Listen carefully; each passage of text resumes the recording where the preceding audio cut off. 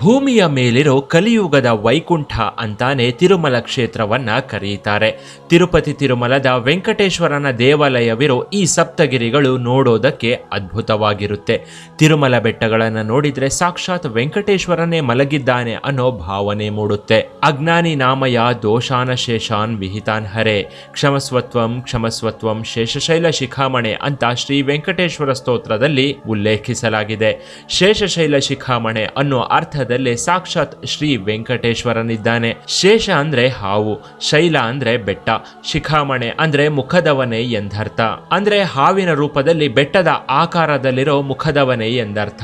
ತಿರುಪತಿ ತಿರುಮಲ ಶ್ರೀ ವೆಂಕಟೇಶ್ವರನ ದೇವಾಲಯವು ಕಲಿಯುಗದ ಉದ್ಧಾರಕ್ಕೆ ಅಂತಲೇ ಇರೋ ಒಂದು ಧಾರ್ಮಿಕ ಕ್ಷೇತ್ರವಾಗಿದೆ.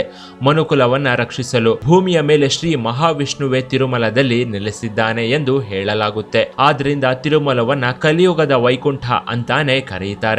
ತಿರುಮಲ ಶ್ರೀ ವೆಂಕಟೇಶ್ವರ ಸ್ವಾಮಿಯು ಕಲಿಯುಗದ ಪ್ರತ್ಯಕ್ಷ ದೈವ. ವಾಸ್ತವವಾಗಿ ನೋಡೋದಾದ್ರೆ ಈ ಬೆಟ್ಟವು ಸಮುದ್ರ ಮಟ್ಟದಿಂದ 853 ಮೀಟರ್ ಎತ್ತರದಲ್ಲಿದೆ ಹಾಗೂ ಸುಮಾರು 10.33 ಚದರ ಮೈಲಿಗಲ್ಲು ಅಂದ್ರೆ 27 ಸ್ಕ್ವೇರ್ ಕಿಲೋಮೀಟರ್ ವಿಸ್ತೀರ್ಣದಲ್ಲಿದೆ. ತಿರುಮಲವು 7 ಬೆಟ್ಟಗಳಿಂದ ಕೂಡಿದೆ. ಇದು ಆದಿಶೇಷನ 7 ತಲೆಗಳನ್ನ ಹೋಲುತ್ತೆ. ಹೀಗಾಗಿ ತಿರುಮಲವನ್ನ ಶೇಷಾಚಲ ಅನ್ನೋ ಮತ್ತೊಂದು ಹೆಸರಿನಿಂದಲೂ ಕರೆಯುತ್ತಾರೆ. ತಿರುಮಲದ 7 ಬೆಟ್ಟಗಳನ್ನ ಶೇಷಾದ್ರಿ, ನೀಲಾದ್ರಿ, ಗರುಡಾದ್ರಿ, ಅಂಜನಾದ್ರಿ, ವೃಷಭಾದ್ರಿ, ನಾರಾಯಣಾದ್ರಿ ಹಾಗೂ ವೆಂಕಟಾದ್ರಿ ಎಂದು ಕರೆಯಲಾಗುತ್ತೆ. ಈ ಬೆಟ್ಟಗಳು ವೆಂಕಟೇಶ್ವರನ ದೇವಾಲಯಕ್ಕೆ ಹೆಸರುವಾಸಿಯಾಗಿದೆ. ಸಪ್ತಗಿರಿವಾಸ ಅಥವಾ ಏಡುಕೊಂಡಲವಾಡ ಎಂದು ವೆಂಕಟೇಶ್ವರನ ಭಕ್ತರು ಪ್ರೀತಿಯಿಂದ ಕರೆಯುತ್ತಾರೆ. ಇನ್ನು 7 ಬೆಟ್ಟಗಳ ರಹಸ್ಯವೇನು ಅಂತ ನೋಡೋದಾದ್ರೆ ಮೊದಲಿಗೆ ಶೇಷಾದ್ರಿ ಅಥವಾ ಶೇಷಾಚಲಂ ಬೆಟ್ಟ. ಆದಿಶೇಷನು ವಾಯುವಿನೊಂದಿಗೆ ಸ್ಪರ್ಧಿಸಿ ಸೋತ ನಂತರ ಶೇಷಾಚಲ ಬೆಟ್ಟವಾಗಿ ಭೂಮಿಯ ಮೇಲೆ ನೆಲೆಸುತ್ತಾನೆ. ದ್ವಾಪರ ಯುಗದಲ್ಲಿ ಆದಿಶೇಷನು ವೈಕುಂಠವನ್ನ ಕಾಯುತ್ತಾ ಇರ್ತಾನೆ. ಆಗ ಅಲ್ಲಿಗೆ ಬಂದ ವಾಯು ಸ್ವಾಮಿಯನ್ನ ನೋಡೋದಕ್ಕೆ ಅಂತ ಒಳಗೆ ಹೋಗಲು ಪ್ರಯತ್ನಿಸ್ತಾನೆ. ಆದರೆ ವಿಷ್ಣುವು ತನ್ನ ಸಂಗಾತಿ ಲಕ್ಷ್ಮಿಯ ಜೊತೆಯಲ್ಲಿದ್ದು ಈ ವೇಳೆ ಯಾರನ್ನು ಬಿಡೋದಿಲ್ಲ ಎಂದು ಆದಿಶೇಷನು ವಾಯುವಿಗೆ ಹೇಳುತ್ತಾನೆ. ಇದರಿಂದ ಕೋಪಗೊಂಡ ವಾಯು ಆದಿಶೇಷನೊಂದಿಗೆ ಯುದ್ಧಕ್ಕೆ ಇಳಿಯುತ್ತಾನೆ. ಈ ಯುದ್ಧದಲ್ಲಿ ಆದಿಶೇಷನು ಸೋಲುತ್ತಾನೆ. ಆದಿಶೇಷನು ವಾಯುವಿನೊಂದಿಗೆ ಸ್ಪರ್ಧಿಸಿ ಸೋತ ನಂತರ ಶೇಷಾಚಲ ಬೆಟ್ಟವಾಗಿ ಭೂಮಿಯ ಮೇಲೆ ನೆಲೆಸುತ್ತಾನೆ. ವಾಯುವಿನೊಂದಿಗೆ ಆದಿಶೇಷನು ಸೋತ ಬಳಿಕ ಪಶ್ಚಾತ್ತಾಪಕ್ಕೆ ಒಳಗಾಗುತ್ತಾನೆ. ಇದನ್ನು ಕಂಡ ದೇವಾನುದೇವತೆಗಳು ಆದಿಶೇಷನನ್ನ ಶೇಷಾದ್ರಿ ಅಥವಾ ಶೇಷಾಚಲಂ ಅನ್ನೋ ಬೆಟ್ಟವಾಗಿ ಭೂಮಿಯ ಮೇಲೆ ನೆಲೆಸುವಂತೆ ಹೇಳುತ್ತಾರೆ. ಕಲಿಯುಗದಲ್ಲಿ ಶ್ರೀ ಮಹಾವಿಷ್ಣು ಉಳಿಯಲು ಈ ಶೇಷಾಚಲ ಬೆಟ್ಟವನ್ನ ಆಯ್ಕೆ ಮಾಡಿಕೊಳ್ಳುತ್ತಾನೆ ಎಂದು ಹೇಳುತ್ತಾರೆ. ಆಗ ಆದಿಶೇಷನು ತಿರುಪತಿಯ ಸ್ವರ್ಣಮುಖಿ ಎಂಬ ನದಿಯ ಬಳಿ ಬಂದು ಇಳಿಯುತ್ತಾನೆ. ಅಂದು ಆದಿಶೇಷನು ಬಂದಿಳಿದ ಸ್ಥಳವೇ ಇಂದಿನ ಶೇಷಾಚಲ ಬೆಟ್ಟವಾಗಿದೆ.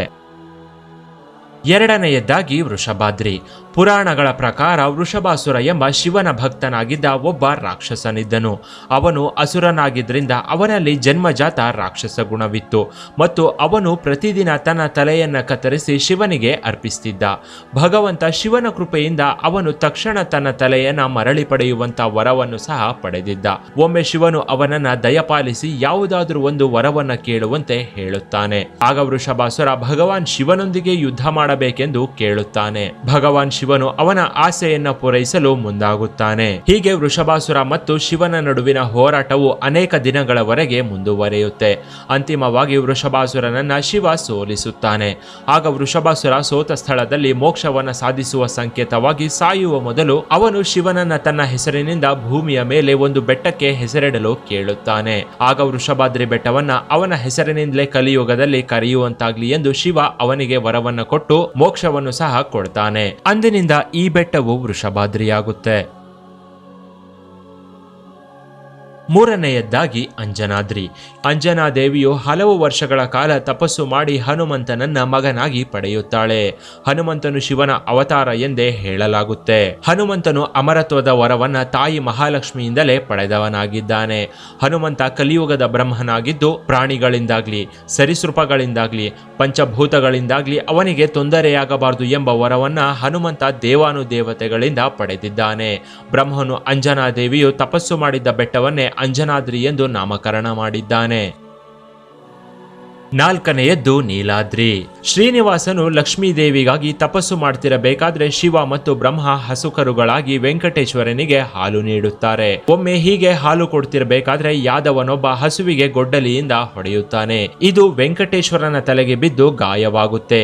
ಅಲ್ಲದೆ ಏಟು ಬಿದ್ದ ಜಾಗದಲ್ಲಿ ಕೂದಲು ಬೆಳೆಯದಂತಾಗುತ್ತೆ. ಇದನ್ನ ಗಮನಿಸಿದ ನೀಲಾದೇವಿಯು ವೆಂಕಟೇಶ್ವರನ ಚೆಲುವಾದ ಮುಖದಲ್ಲಿ ಯಾವುದೇ ದೋಷ ಇರಬಾರದು ಎಂದು ತಕ್ಷಣವೇ ಅವಳು ತನ್ನ ತಲೆ ಕೂದಲಿನ ಒಂದು ಭಾಗವನ್ನ ಕತ್ತರಿಸಿ ತನ್ನ ಶಕ್ತಿಯಿಂದ ವೆಂಕಟೇಶ್ವರನ ನೆತ್ತಿಗೆ ಇಡ್ತಾಳೆ.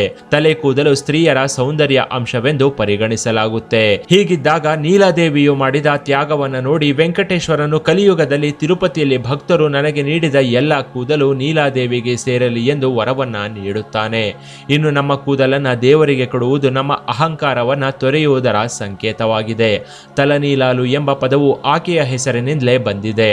ಅನೇಕ ಭಕ್ತರು ತಮ್ಮ ಕೂದಲನ್ನ ವೆಂಕಟೇಶ್ವರನಿಗೆ ಅರ್ಪಿಸ್ತಾರೆ.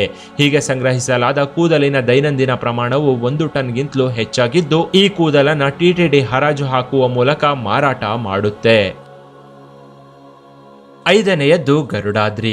ಸತ್ಯಯುಗದಲ್ಲಿ ಹಿರಣ್ಯಾಕ್ಷ ಎಂಬ ರಾಕ್ಷಸ ಭೂಮಿಯನ್ನ ಸಮುದ್ರದಲ್ಲಿ ಬಚ್ಚಿಡ್ತಾನೆ. ಇಂಥ ಸಮಯದಲ್ಲಿ ದೇವಾನುದೇವತೆಗಳು ಭೂಮಿಯನ್ನ ಹಿರಣ್ಯಾಕ್ಷನಿಂದ ಕಾಪಾಡು ಎಂದು ಶ್ರೀ ಮಹಾವಿಷ್ಣುವಿನ ಮೊರೆ ಹೋಗ್ತಾರೆ. ಆಗ ವಿಷ್ಣು ವರಾಹ ರೂಪ ಧರಿಸಿ ಹಿರಣ್ಯಾಕ್ಷನನ್ನ ಕೊಂದು ಸಮುದ್ರದಿಂದ ಭೂಮಿಯನ್ನ ಮೇಲೆತ್ತುತ್ತಾನೆ. ಆಗ ಭೂದೇವಿಯು ಸಂತೋಷಪಟ್ಟು ತನ್ನೊಂದಿಗೆ ವಾಸಿಸುವಂತೆ ಬೇಡಿಕೊಳ್ಳುತ್ತಾಳೆ. ಆಗ ವಿಷ್ಣುವು ಗರುಡನಿಗೆ ಸ್ವರ್ಗದಿಂದ ಒಂದು ಸುಂದರವಾದ ಬೆಟ್ಟವನ್ನ ತರುವಂತೆ ಹೇಳಿ ಕಳಿಸ್ತಾನೆ. ತಂದೆಯ ಆಜ್ಞೆಯಂತೆ ಗರುಡ ಒಂದು ಬೆಟ್ಟವನ್ನ ತಂದು ಭೂಮಿಯ ಮೇಲೆ ಇಡ್ತಾನೆ. ಅಂದು ಗರುಡ ತಂದಿಟ್ಟ ಬೆಟ್ಟವೇ ಇಂದಿನ ಗರುಡಾದ್ರಿಯಾಗಿದೆ. ಇಂದಿಗೂ ತಿರುಮಲದಲ್ಲಿ ಸ್ವಾಮಿ ಪುಷ್ಕರಣಿಯ ಪಶ್ಚಿಮಕ್ಕೆ ವರಾಹ ಸ್ವಾಮಿಯ ದೇವಾಲಯವಿದ್ದು ತಿರುಮಲವನ್ನ ಆದಿವರಾಹ ಕ್ಷೇತ್ರವೆಂದೇ ಕರೆಯುತ್ತಾರೆ. ಇನ್ನು ತಿರುಮಲದ ಗರುಡಾದ್ರಿಯನ್ನ ಹತ್ತಿರದಿಂದ ನೋಡಿದ್ರೆ ಗರುಡನ ಬೆನ್ನ ಮೇಲೆಯೇ ಬೆಟ್ಟ ಇರುವಂತೆ ಕಾಣಿಸುತ್ತೆ. 6ನೆಯದ್ದು ನಾರಾಯಣಾದ್ರಿ. ನಾರಾಯಣ ಮಹರ್ಷಿಗಳು ವಿಷ್ಣುವನ್ನ ನೋಡಲು ತಪಸ್ಸಿಗೆ ಮುಂದಾಗ್ತಾರೆ. ತನ್ನ ತಪಸ್ಸಿಗೆ ಯಾವುದೇ ತೊಂದರೆಯಾಗದಂತಹ ಸೂಕ್ತ ಸ್ಥಳವನ್ನ ತೋರಿಸಲು ಅವರು ಬ್ರಹ್ಮನನ್ನ ಕೇಳುತ್ತಾರೆ. ಆಗ ಬ್ರಹ್ಮನು ವಿಷ್ಣುವಿಗಾಗಿ ತಪಸ್ಸು ಮಾಡಿದ ಸ್ಥಳವನ್ನೇ ನಾರಾಯಣ ಮಹರ್ಷಿಗಳಿಗೆ ತೋರಿಸ್ತಾನೆ. ಬಳಿಕ ನಾರಾಯಣ ಮಹರ್ಷಿಗಳ ಪ್ರಾರ್ಥನೆಯಿಂದ ಭಗವಾನ್ ವಿಷ್ಣುವು ಸಂಪನ್ನನಾಗಿ ನಾರಾಯಣ ಮಹರ್ಷಿಗಳ ಮುಂದೆ ಪ್ರತ್ಯಕ್ಷನಾಗ್ತಾನೆ. ಆಗ ನಾರಾಯಣ ಮಹರ್ಷಿಯು ವಿಷ್ಣುವಿಗೆ ವರವನ್ನ ನೀಡುವಂತೆ ಕೇಳುತ್ತಾನೆ. ಮುಂದಿನ ದಿನಗಳಲ್ಲಿ ನಿಮ್ಮ ತಪಸ್ಸಿನ ಪ್ರತಿಫಲವಾಗಿ ಈ ಬೆಟ್ಟವು ತನ್ನ ಹೆಸರಿನಿಂದ ಅಂದ್ರೆ ನಾರಾಯಣಾದ್ರಿ ಎಂದು ಜನಪ್ರಿಯವಾಗುತ್ತೆ ಎಂದು ವರವನ್ನ ನೀಡ್ತಾನೆ. ಆದ್ದರಿಂದ ಈ ಬೆಟ್ಟವನ್ನ ನಾರಾಯಣಾದ್ರಿ ಎಂದು ಕರೆಯುತ್ತಾರೆ. 7ನೆಯದ್ದು ವೆಂಕಟಾದ್ರಿ. ಕೊನೆಯದಾಗಿ ವೆಂಕಟಾದ್ರಿ ಬೆಟ್ಟದ ಬಗ್ಗೆ ಹೇಳೋದಾದ್ರೆ ಇಲ್ಲಿ ಸಾಕ್ಷಾತ್ ಶ್ರೀ ಮಹಾವಿಷ್ಣುವೇ ನೆಲೆಸಿದ್ದಾನೆ. ಭವಿಷ್ಯ ತಾರಾ ಪುರಾಣದ ಪ್ರಕಾರ ಗರುಡನು ವೈಕುಂಠದಿಂದ ವಿಷ್ಣುವನ್ನ ಕರೆತಂದ ಸ್ಥಳವೇ ವೆಂಕಟಾದ್ರಿಯಾಗಿದೆ.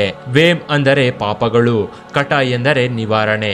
ಇದರರ್ಥ ವೆಂಕಟಾದ್ರಿ ಸನ್ನಿಧಿಯಲ್ಲಿ ಎಲ್ಲ ಪಾಪಗಳು ನಿವಾರಣೆಯಾಗುತ್ತೆ ಎಂದು. ಹೀಗಾಗಿ ಈ ಬೆಟ್ಟವನ್ನ ವೆಂಕಟಾದ್ರಿ ಎಂದು ಕರೆಯುತ್ತಾರೆ. ಒಟ್ಟಾರೆ ತಿರುಮಲ ತಿರುಪತಿಯ ಈ 7 ಬೆಟ್ಟಗಳು ನೋಡೋದಕ್ಕೆ ಧರೆಗಿಳಿದ ಸ್ವರ್ಗದಂತಿರುತ್ತೆ. ಇನ್ನು ಶ್ರೀ ಮಹಾವಿಷ್ಣು ಭೂಮಿಗೆ ಬಂದಿದ್ದು ಹೇಗೆ ಅನ್ನೋದನ್ನ ಮುಂದಿನ ವಿಡಿಯೋದಲ್ಲಿ ಹೇಳ್ತೀನಿ. ಅಲ್ಲಿಯವರೆಗೂ ಓಂ ನಮೋ ವೆಂಕಟೇಶಾಯ. ಇನ್ನು ಈ ವಿಡಿಯೋ ನಿಮಗೆ ಇಷ್ಟ ಆಗಿದ್ರೆ ಲೈಕ್ ಮಾಡಿ, ಶೇರ್ ಮಾಡಿ ಹಾಗೂ ಡಿವೋಷನಲ್ ಟುಡೇ ಚಾನಲ್ಗೆ ಸಬ್ಸ್ಕ್ರೈಬ್ ಆಗೋದನ್ನ ಮರಿಬೇಡಿ. ನಮ್ಮ ವಿಡಿಯೋಗಳನ್ನು ನೋಡೋ 99% ವ್ಯೂವರ್ಸ್ ಸಬ್ಸ್ಕ್ರೈಬ್ ಆಗದೆ ಈ ವಿಡಿಯೋಗಳನ್ನು ನೋಡ್ತಿದ್ದಾರೆ. ಹೀಗಾಗಿ ಡಿವೋಷನಲ್ ಟುಡೇ ಚಾನಲ್ಗೆ ಸಬ್ಸ್ಕ್ರೈಬ್ ಆದರೆ ನಮಗೆ ಇನ್ನಷ್ಟು ಇಂಟ್ರೆಸ್ಟಿಂಗ್ ವಿಚಾರಗಳ ಬಗ್ಗೆ ವಿಡಿಯೋ ಮಾಡೋದಕ್ಕೆ ಅನುಕೂಲವಾಗುತ್ತೆ. ದಯವಿಟ್ಟು ಸಬ್ಸ್ಕ್ರೈಬ್ ಆಗಿ. ಈ ಮೂಲಕ ನಮಗೆ ನಿಮ್ಮ ಸಪೋರ್ಟ್ ಯಾವಾಗಲೂ ಇರುತ್ತೆ ಅಂತ ಭಾವಿಸ್ತೇವೆ.